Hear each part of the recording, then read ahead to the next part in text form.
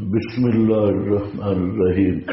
فَإِنْ عَصَوْكَ، اور اگر وہ تیری نافرمانی کریں، فَقُلْ إِنِّي بَرِيءٌ، نافرمانی سے جا مراد کے عدم ایمان ہے، اگر وہ ایمان نہ لائیں بس کہہ دے میں بری ہوں مما تعملون، ان اعمال سے جو تم کر رہے ہو۔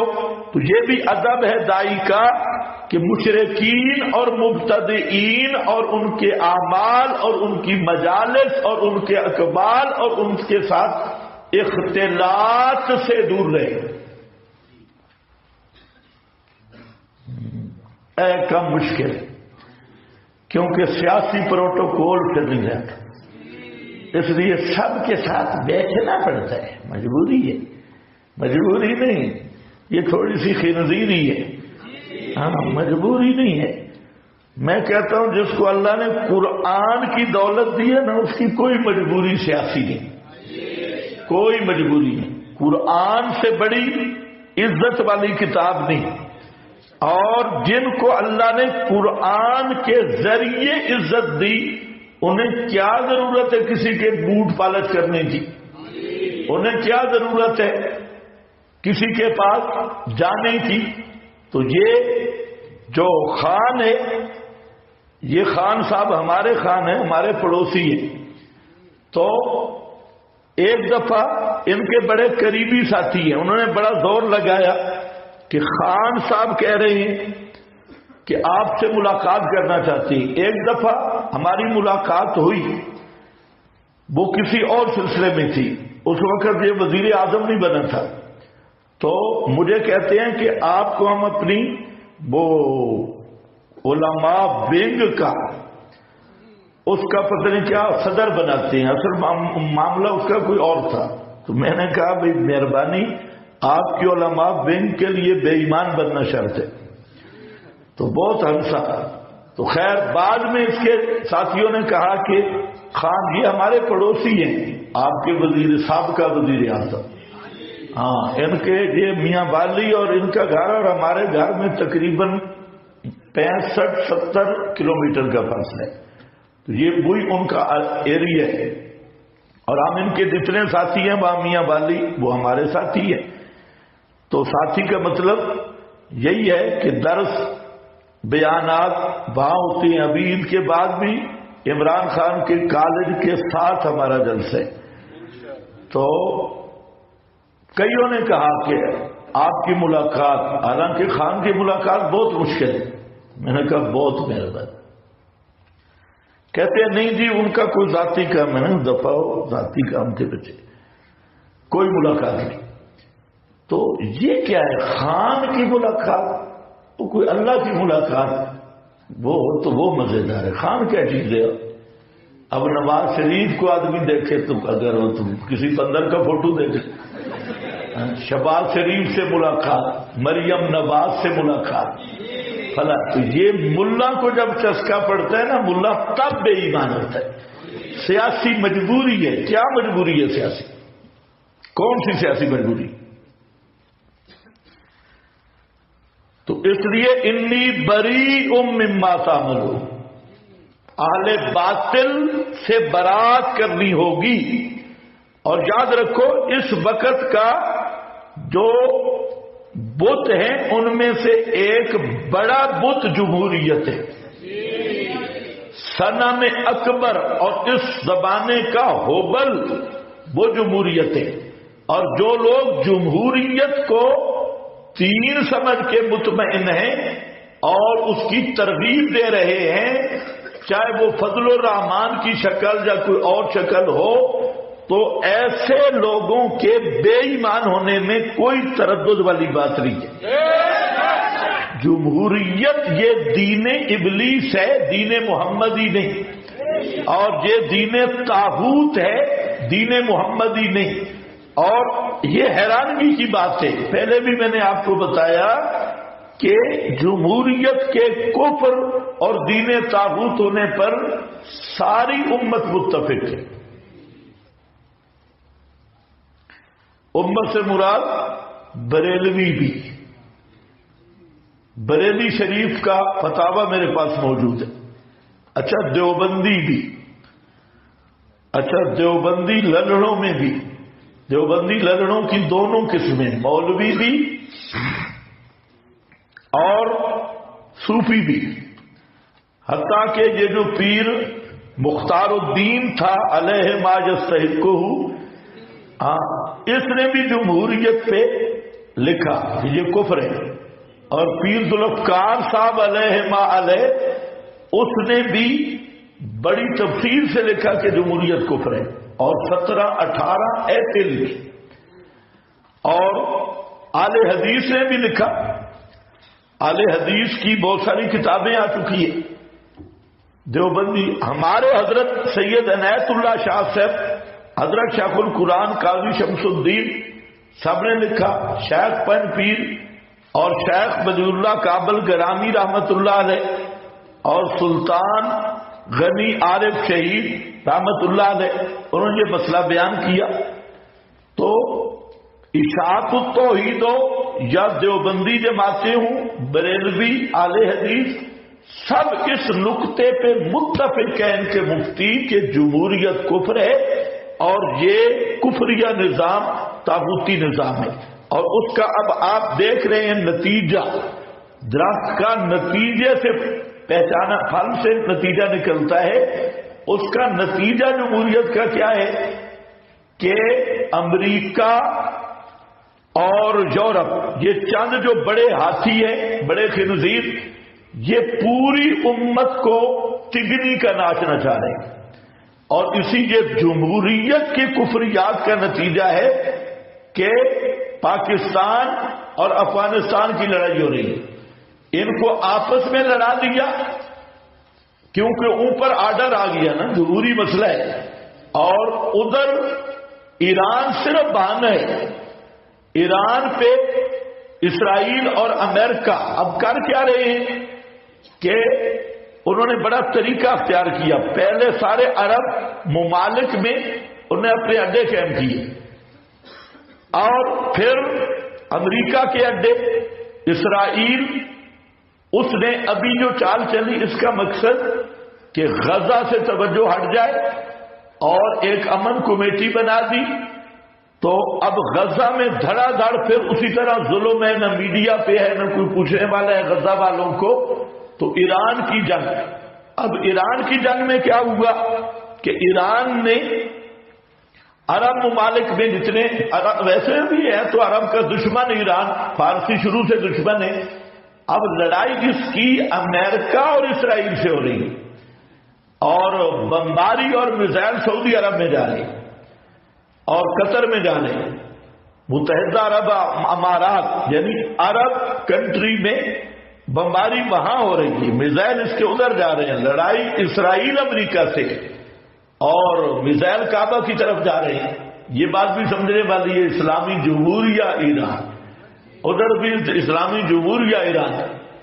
اب ٹرمپ اور نیتن یاہو کا جو منصوبہ ہے یہ جمہوری منصوبہ ہے، اور یہ سارے جمہوریت کی وجہ سے کٹھے ہیں. اوپر وہ بڑا بت کدا اقوام متحدہ ہے، بڑا صنم کدا، تو اس بت کے سارے پجاری ہیں. اب یہ مسئلہ بن رہا ہے کہ عرب اور ایران کو لڑائے گا اسرائیل اور امریکہ، یہ آپس میں لڑیں گے. اور تم اب تیاری کر لو کہ اگلا نمبر ترکی اور پاکستان کا ہے. اور ان سب نے مل کے فیصلہ کیا کہ سنی اور شیعہ سٹیٹ یہ جتنے مذہب ہیں دونوں کو ختم کرو، سنیت بھی ختم، شیعیت بھی، تب دجال کی راہ ہموار ہوگی. اب اسرائیل کہہ رہا ہے کہ 2030 تک ہمارے مسیح نے آنا ہے.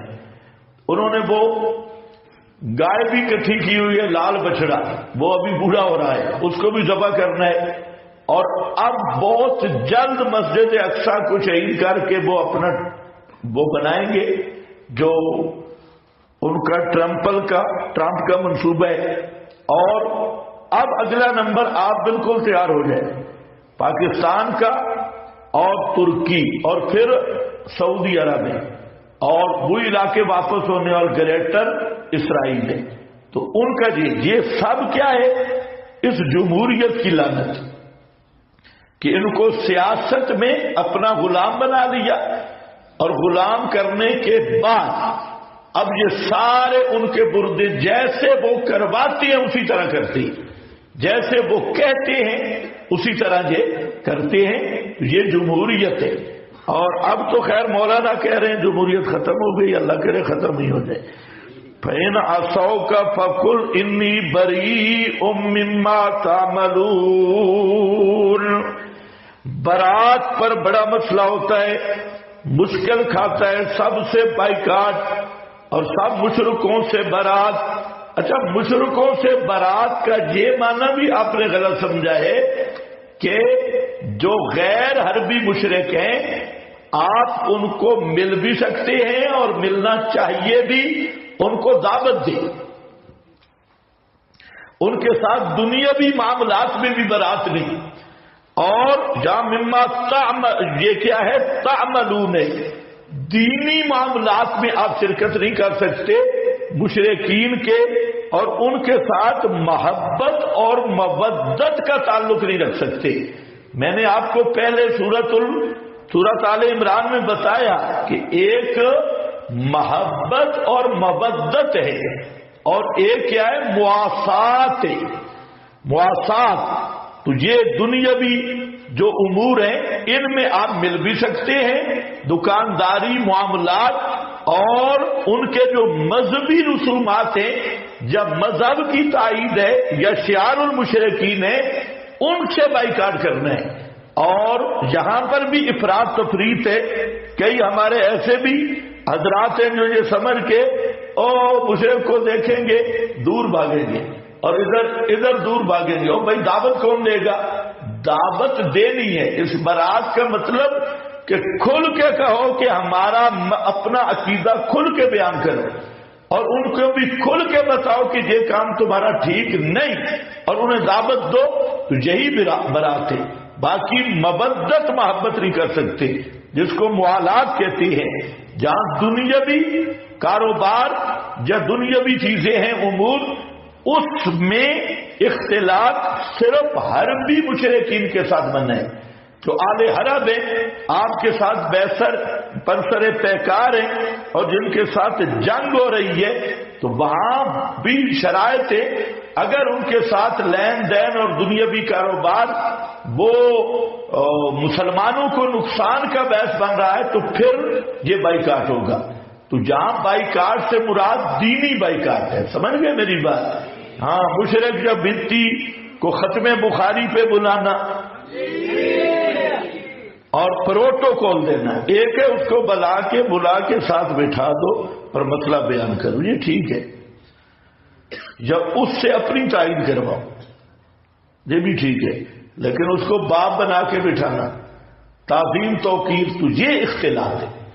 اسی طرح آپ کے مشرک رشتہ دار ہیں، آپ ان کے ساتھ رشتہ داری نہ توڑیں، ان کے ساتھ جائیں، ان کو مسئلہ سمجھائیں. ہاں، اگر وہ شرک یا کفر بدعت کی دعوت دیتے ہیں وہ قبول نہ کریں، لیکن یہ طریقہ نہیں ہے کہ تمہارا منہ لٹکا ہوا ہو. تو ہر چیز کو اپنی اعتدال پہ رکھو، افراط تفریط دونوں سے بچو. بتوکل ہے مشکل مسئلہ، اس لیے فرمایا وتوکل علی العزیز الرحیم. یہ بھی داعی کا ادب ہے. فرمایا اے دعوت دینے والے، میری توحید کا مسئلہ پہنچانے والے، بھروسہ رکھ اوپر عزیز رحیم کے، علی العزیز قدرت والے کے. یہ توکل کی علت بھی آ گئی. توکل علی الحی آیا اور توکل علی العزیز آیا. بھروسہ اس پہ رکھ جو مدد کر سکتا ہے. علی العزیز الرحیم، عزیز رحم کرنے والے پر.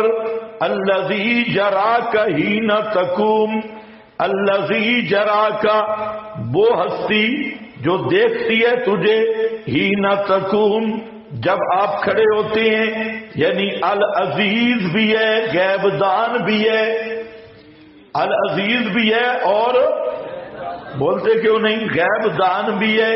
تیرے ہر احوال سے واقف بھی ہے، حتیٰ کہ ساری دنیا سو رہی ہوتی ہے، اور جب آپ رات کے اندھیرے میں اٹھتے ہیں تب بھی وہی نگرانی کر رہا ہوتا ہے۔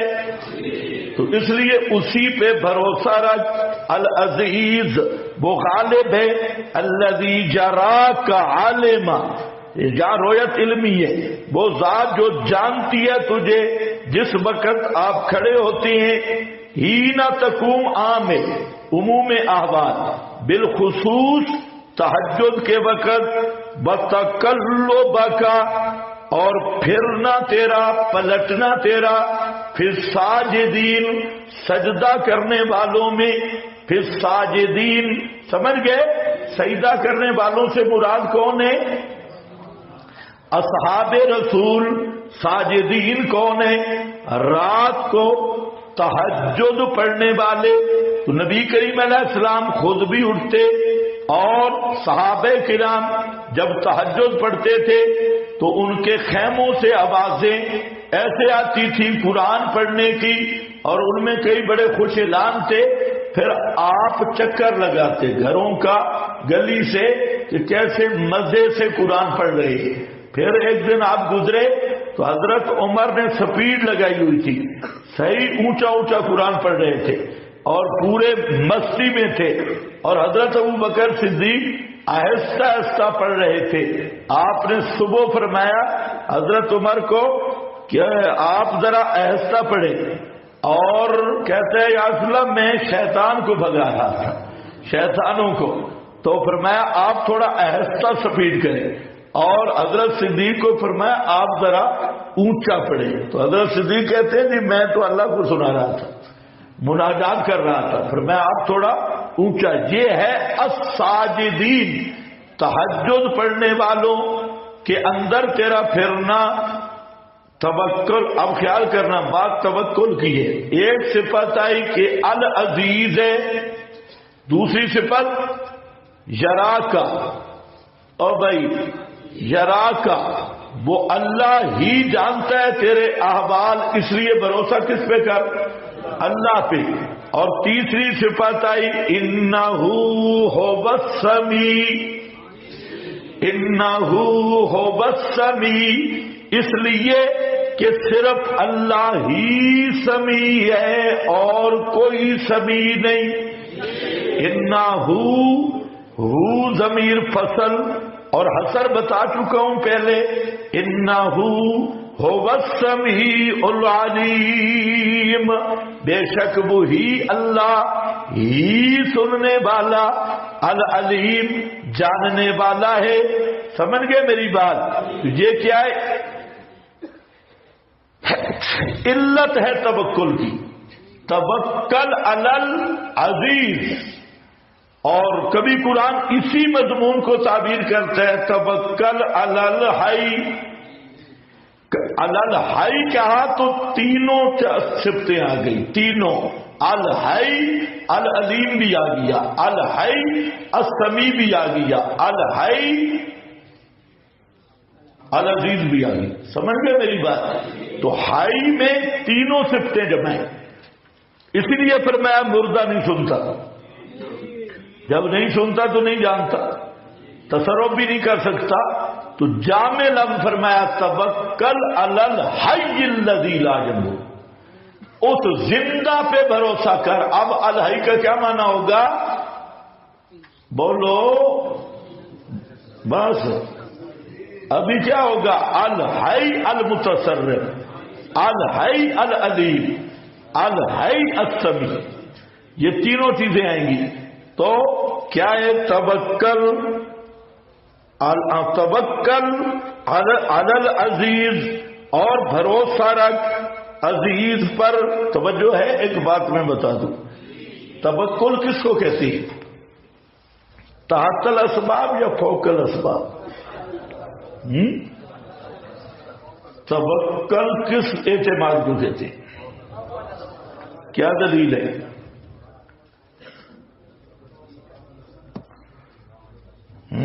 توکل پہ ساری امت متفق ہے کہ اسباب استعمال کرنے کے بعد شادی کر کے ہم بستری کر کے اب اللہ پہ بھروسہ کرنا ہے کہ اولاد دے گا، کیونکہ آپ نے اسباب استعمال کر دیے۔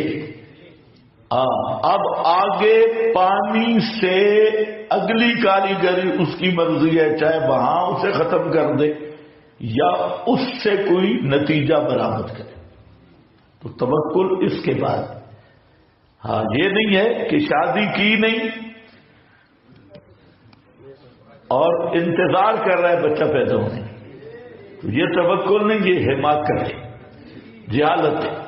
اسی طرح لڑکی نے شادی نہیں کی اور روزانہ انتظار کرتی ہے کہ بچہ کب پیدا ہوگا، تو اور آپ نے شادی نہیں کی اور بیٹے کے انتظار میں، یہ توکل نہیں ہے، یہ کیا ہے؟ حماقت اور جہالت۔ اسی طرح جنگ میں زرہ پہن کے، تلوار اٹھا کے، بختر بند گاڑیاں لے کے، ایٹم بم لے کے، ہمارے وزیر اعظم کہہ رہے تھے کہ ہمارے پاس ایٹم بم ہے، ہم یہ کر دیں گے۔ بھی چلائے گا کون؟ چلانے کے لیے تو ایمان ضرورت ہے، وہ جو نہیں ہے۔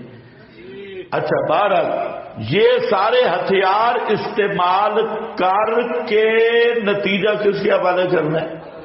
ہاں، آپ فیر کریں گے نا، یہ فیر کر کے اب گولی نکل گئی، اب تمہارے بس میں نہیں ہے، اب معاملہ فوق الاسباب ہے، اب کس پہ بھروسہ ہوگا؟ اللہ پر۔ اسی طرح توکل کا معنی کیا ہے؟ ما فوق الاسباب، ما تحت الاسباب کسب ہے، اور ما فوق الاسباب وہ توکل ہے۔ یہ جو حضرات تحت الاسباب اور فوق الاسباب میں الرجک ہے، ان کو بھی سمجھا دو کہ توکل کا معنی ان سے پوچھو کیا ہے۔ یہ پڑھنے کے بعد اب توکل کس پہ ہوگا؟ سمیع علیم پہ، متصرف، کیونکہ توکل بھروسہ ما فوق الاسباب ہے، تو بھروسہ ما فوق الاسباب اسی ہستی پہ ہوگا جس کا علم بھی ما فوق الاسباب ہے، جس کا سمع بھی ما فوق الاسباب ہے۔ کس کو سمجھ رہی ہے؟ اسی لیے انہ هو السمیع العلیم ذکر کیا، العزیز ذکر کیا، ہی نہ یقوم تقوم ذکر کیا، حل انبئکم علی، اب جواب شبہ ماضیہ، درمیان میں 6 آداب آگے جو 7 بھی بن سکتے ہیں، اور 6 آداب مبلغ کے، دائی کے۔ ایک اور دوسرا یہ ہے کہ جب یہ ثابت ہو گیا کہ یہ قرآن منزل من اللہ ہے، تو پھر میرے پیغمبر یہ 6 نمبروں پہ عمل کرو، اور آپ کے ساتھ جو ہیں وہ بھی ان پہ عمل کریں۔ پہلا یہ ہے فلا تدعوا مع اللہ، قرآن کی دعوت یہ ہے کہ اللہ کے ساتھ کسی دوسرے کو نہیں پکارنا۔ اس کو ختم کس پہ کیا؟ توکل علی العزیز الرحیم۔ شروع کیا تھا لا تدعوا مع اللہ، یہ دعا اور توکل بالکل قریب ایک ہی چیز ہے۔ اس کے بعد فرمایا انذر، کہ اپنے قریبی رشتہ داروں کو مسئلہ سمجھاؤ۔ پھر تیسرا ادب ذکر کیا کہ اپنے مباہدین کے ساتھ مشفقانہ اور مہربانی کا معاملہ کرو، محبت فی اللہ، حب فی اللہ۔ اور پھر فرمایا کہ چوتھے نمبر پر کہ مشرکین سے برات کرو اور اللہ پر توکل کرو، بھروسہ کرو، کیونکہ اللہ ہی اس لائق ہے کہ اس پر بھروسہ کیا جائے، اس لیے کہ وہ ہی العزیز ہے اور وہ توکل کرنے والے کی امیدیں پورا کرتا ہے، الرحیم۔ اور پھر العزیز کی وضاحت کر دی کہ وہ غالب ہے، یعنی یہ امام رازی نے بحث کی کہ اللہ تعالی کی صفات بہت ہے، لیکن سب کا مرجع 2 ہے، العلم والقدرہ۔ جس نے دونوں کو پہچان لیا اس نے اللہ کو پہچان لیا، باقی ساری صفات علم اور قدرت کے ساتھ ہے، یعنی اسی کے اندر آ گئی مجموعہ صفات، سمیع، بصیر، یہ سب العلم کے ضمن میں آ گئی۔ اور یہ قرآن کا انداز ہے. تو العزیز ذی الرحیم الذی جراک حین تقوم تقلبک، اس پر ایک بات میں نے کر دی تھی، یاد ہے آپ کو؟ کون سی بلا؟ ہاں، یہ بحث مکمل ہو چکی ہے، یہاں اب دہرانے کی ضرورت نہیں. وہاں پر بھی علامہ سیوطی کا بھلا ہو کہ آذر کو درمیان سے ہٹانے کے لیے جو اس نے چال چلی، اور پھر یہ ایمان الآباء کا شوشہ چھوڑا اور الساجدین سے مراد آپ کے والدین بھی اور نور محمدی کا سلسلہ چلایا. تو یہ جو ہے یہ سیوطی گپ اور موضوعات میں سے ہے جہاں ساجدین سے مراد صحابہ ہیں. آج کی پہ اس کی وضاحت.